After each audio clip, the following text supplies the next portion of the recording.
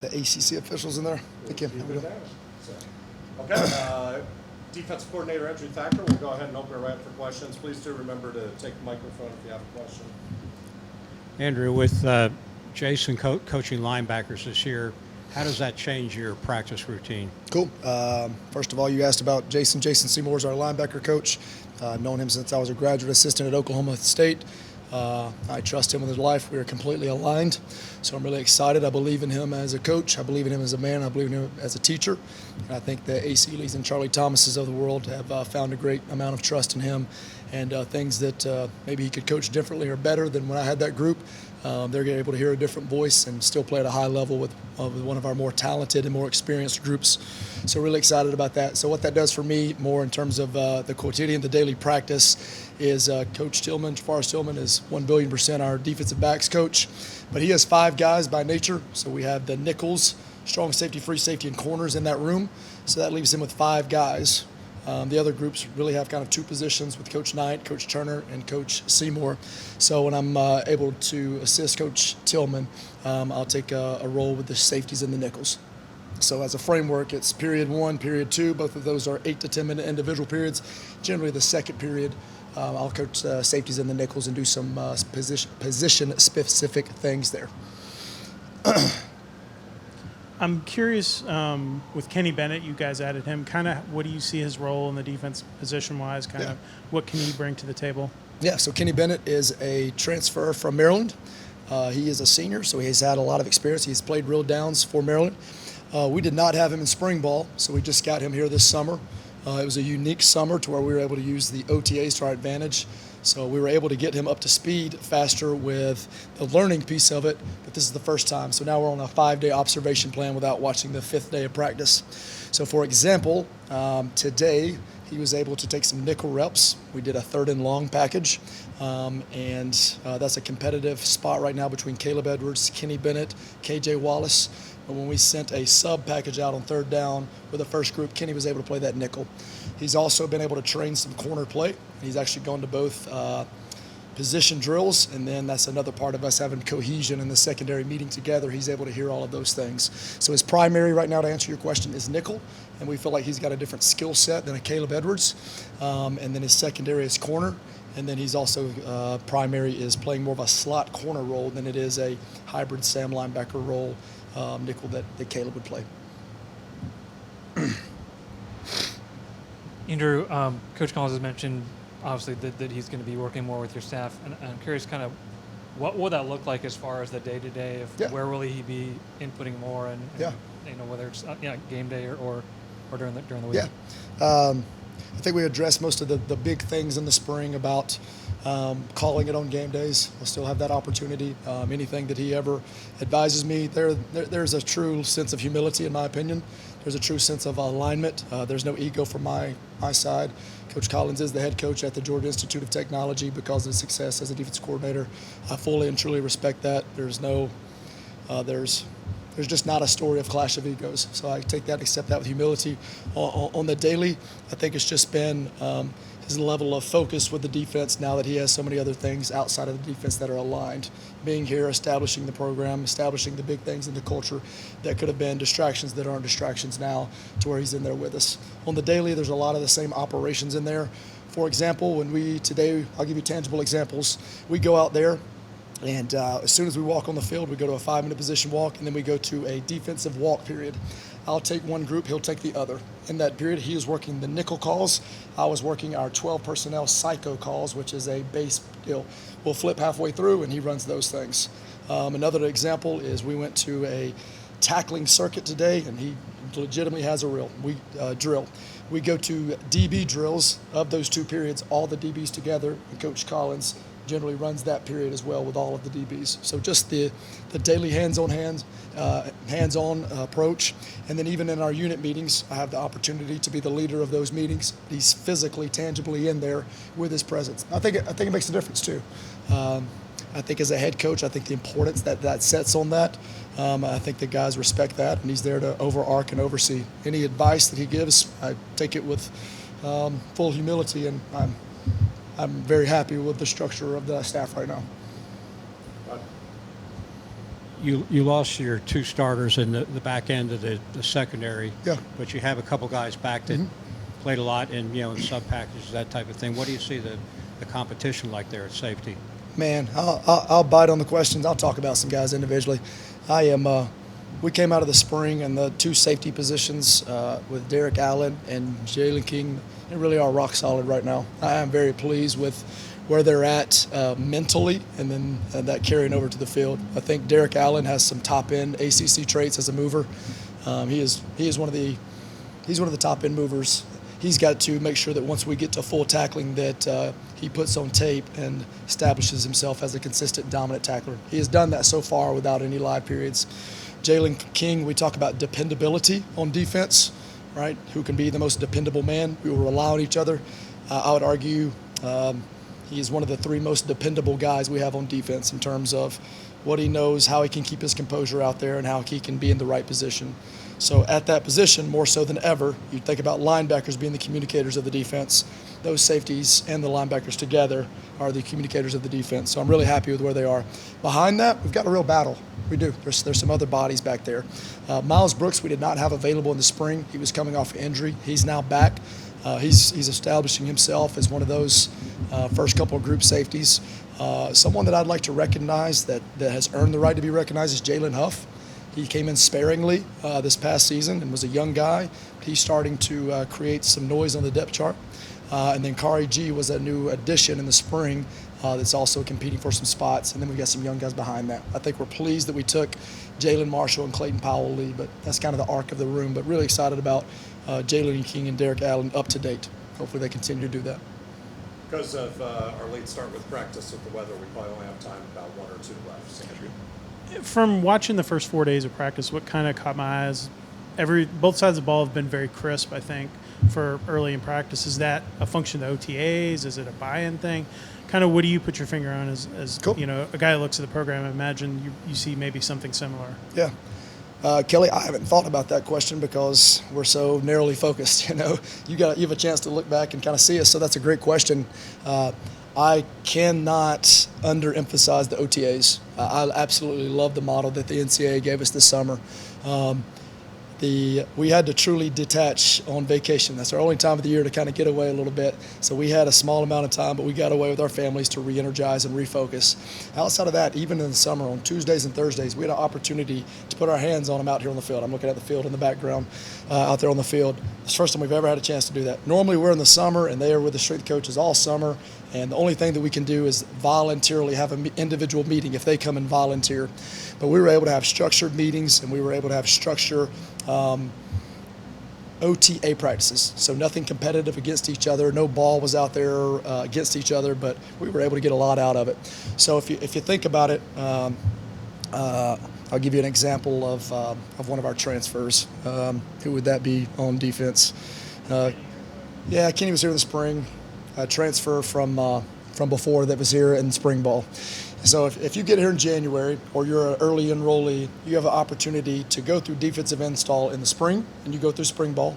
Then we had a chance to go through about 75% of the install in the summer, and now we started this past week in fall camp, and you're going through your install for the 3rd time. If you're a freshman, you either enrolled in January or you just got here in summer. Even for the young guys that got in the summer, Clayton Powell-Lee is the most mature freshman we have in the defensive class right now. He got here in the summer and has already gone through the entirety of 75% of the install. He got into fall camp, and he's executing at a higher level than most freshmen ever have before because of that advantage. Buy-in, I don't know. That's not something that you can put a finger on. We are training guys' behaviors. We are appealing to their motivation, but we're asking them to rely on discipline. And if they're aligned, then they're going to play. But the other part of the buy-in or belief, whatever, just the feeling or the mood, we've got leadership on defense. And I can say that confidently. We have Ace Eley and Charlie Thomas in the linebacker room. We have Keon up on the front end. We've got Jalen King and Derek Allen and Zamari Walton in the back end. There's really this kind of alignment of, with each level of defense, the D-line has a leader, the linebackers have leaders, the secondary have leaders, and then this is really cool if I can describe this a little bit. All the level of those leaders, they have alignment as well. They, as cheesy as this sounds, they spend time with each other in the locker room. They spend time off the field. There's there's this kind of alignment of leadership as well that takes a lot of pressure off of the coaches. That's been really good. Okay. Coach Thacker, we can do one Yeah, absolutely. quick Go one. ahead. It's got to be a quick one, though, so we can get to his meeting. Hopefully, I guess it's up to you to make it quick. To follow up on what I was asking before, how do you see this, the structure benefiting the most, whether it's game plan or guys getting better or whatever it is, and just like how you can see that affecting the defense the most? Yeah. So I'll take the question. I'll try to answer it with, I think, for the intent of the question. You're probably asking about Coach Collins' involvement with the defense, and then you're asking about me. So I'm not making the question selfish, but I'll answer it this way. In the past, I've been the linebacker position coach and the defensive coordinator. So now I'm assisting with Coach Tillman's room, but the daily tasks and routines and small little things and distractions that a position group requires outside of the game field, that's freed me up personally than ever to be more focused on the overarching scheme. So as opposed to worrying about Charlie Thomas and Jaquez Jackson MAing this one play and this technique and this individual drill and practice, I'm able to step back a little bit. And that lens, that wider lens, is very, very helpful for me and has allowed me to worry about bigger things, focus on bigger things, and not worry about little things. So that's really helped me. I think it's just intention by coach. I think that there is, obviously you've asked him the question, I'll let you speak for you, but I think there's a lot of trust in the alignment that we have. Outside of him, there's just an intention for him to be involved in every defensive meeting with the staff and then every defensive meeting with the players, and helping me with just any type of leadership problems I have. It hasn't felt like a cloud over my head, or it hasn't felt like there's been no over my shoulder, or it hasn't been an insult to me at all. There's a level of responsibility we have to get this thing done right now. We're very aware of that. We're very aware, and we're fighting towards that end. So it's been nothing but a positive. Thank you, Coach Thacker. Obviously, Ace wasn't available on Saturday when he was scheduled to speak, so we figured we'd bring him up today and let everybody talk for the first time this fall to Ace Eley. So we'll go ahead and open it right up for questions for Ace. If you have a question, please take the microphone from TJ. Ace, it just seems like you guys have come out kind of more crisp. Is that from the OTAs and kind of getting you guys more of a jump start to get ready, or is it just how you guys worked in the offseason, or a little of both? The OTAs was definitely a good part of the offseason, definitely a helpful part that was added. It allowed us to, on both sides of the ball, get some day one stuff in, get some, some of the fundamental stuff in. So when we get in this time, we hit camp fully rolling, and we a little bit ahead of schedule on day one stuff and all that stuff. So it just got the ball rolling a little faster, which was helpful for everybody. Looking at the guys that are playing tackle and defensive end, naturally are the guys that are going to help you be successful. A couple guys that come back, looks like TK's back and ready to go. Keon, what are you seeing up front there? Those guys work hard every day. Those guys up front, like you said, they help us on the back end have success, and they've been working, and they've been looking good so far in camp and doing their job. They're really locked into their details and their assignments and stuff, and all of those guys looking good. I'm real confident in our up front, our D-line, and from ones to twos to threes, we got some good guys that can go. So I'm real proud, and I'm happy those guys with us. Ace, the defense obviously lost a lot of key guys from last year's team, and I'm curious, what gives you hope or belief that this group can be better? What are some things that you see around the defense? Just the effort and the want to be good and be better than last year is there. I mean, that's where it all starts at. You got to want to be better than what you were to be better. So the want to is there. Then we in camp now. We stacking days. We've been stacking days since we started OTAs on the defensive side, just locked in and learning what we have to do, how to do stuff, how to be 100% efficient every snap. That's our goal, is to be efficient in every snap, be efficient and execute. And we've been taking strides to that every day and keep stacking days. And I'm feeling real good about the 5 days we stacked so far. Ace, can you talk a little bit about Kenny? And I talked to him on Saturday, and he was kind of describing y'all's relationship, and you were obviously part of why he came here. But just talk about the bond you two guys have and why you wanted him to come play here with you. That's my guy, Kenny. We came into college together at Maryland. He's a passionate, hard-working, great DB, and he fits with our culture and what we're trying to do here. And when he made his decision to leave and stuff, we talked and everything, and he decided this is the place where he wanted to be, come back, and it's just great to be reunited. That's my guy. Came into college together. We always stayed in touch. Even when I left, we still stayed in touch, and yeah, that's my guy, and we have a tight bond, and I'm happy he's here with us now. When you look at the linebacker group, naturally everyone knows about you and Charlie. What has the progress been from the guys that are backing you up? Trent, for one, Trenilius Tatum, he's uber talented at that linebacker position. He's very talented. He's made that second year, that first year, the second year jump, and he keeps getting better each and every day. D Knight has turned the corner. He's looking real good. He's doing stuff real good. Those guys, and we got other guys in the room too. Quail, Katavian Franks, Tyson, Taylor, all those guys are looking good and really locked in and doing what to do. So I'm confident in those guys that play behind us and stuff, and they look good. They look real good. So I'm proud of them.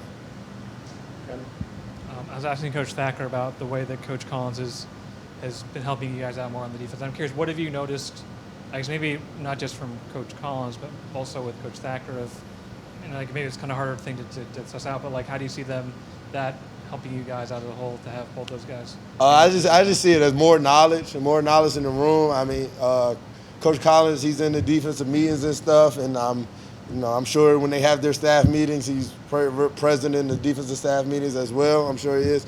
And it's just more knowledge, more defensive knowledge. Coach Thacker, great defensive mind. Coach Collins, great defensive mind. Coach Boogie, Coach DT, Coach Knight, all those great defensive minds. And it seems so far they've been working real well together, putting a defensive plan together. And it's our job, whatever plan they put together, for us to go out there and execute it. So we're just trying to all do our part in that. With Coach Seymour there now, does his style of coaching fit in with the linebacker room, do you feel? Yeah, for sure. Coach Boogie, Coach Seymour, he's great. His style of coaching is very straightforward and very hard working and stuff. And as long as you do what you're supposed to do and work hard and you go about stuff your wrong way, then you'll fit in our room and with him. And that's the identity and the culture that we all took in the room. And it's definitely beneficial, and we're all moving forward and bringing each other along as we go. After the way last season went, and knowing this is your last college season, does it change your approach to how you do you try to enjoy things a little bit more or soak it in a little bit, or does it bring a sense of urgency for you? Yeah, it definitely is my last college season for sure. I mean, I wouldn't say I approach it any different. I'm approach it the same way, the goals we have and stuff it probably won't hit me that it's my last season until my last game, but I still feel like I'm a freshman and in camp again. So, but even though it's my sixth camp, so it probably won't hit me. It probably won't hit me until the last game or when it's really officially over. So, but yeah, it's definitely a sense of urgency. And those guys in the locker room, I'm sure they had the same sense of urgency as me, the same as those guys with 3 years left and stuff and all that. So, yeah, I say it probably won't hit me until the final game or whenever that is. What has it been like having your dad around on the staff? It's been good. I mean, he's working with the offensive side, so we see each other, but he's not like he's in my meetings, in my room and stuff. So we see each other in the hallway and stuff. It's good to have him here and stuff like that. So being coach's son and stuff, we always been separate during football season, and this is the first time we've been in the same building during football season. So it's good. Anything else? Okay. It goes back even early part of your high school that he was able to come to many of your games. Is that? Say that again? It goes back to the early part of your high school that he was able to come to your games. Is that right? Or are you talking about my father? Yeah. High school he made some games and stuff that he could, but he was also in season 2. Right. So we played on Friday nights, and that's the night before their game sometimes, and sometimes he couldn't make it, or whatever like that. So we got a big football family, and we know even if everybody's not at your game or whatever like that, it's always support and always love. Awesome. Thanks, Ace. All right. Appreciate it. Have a good rest of your day, man. Thank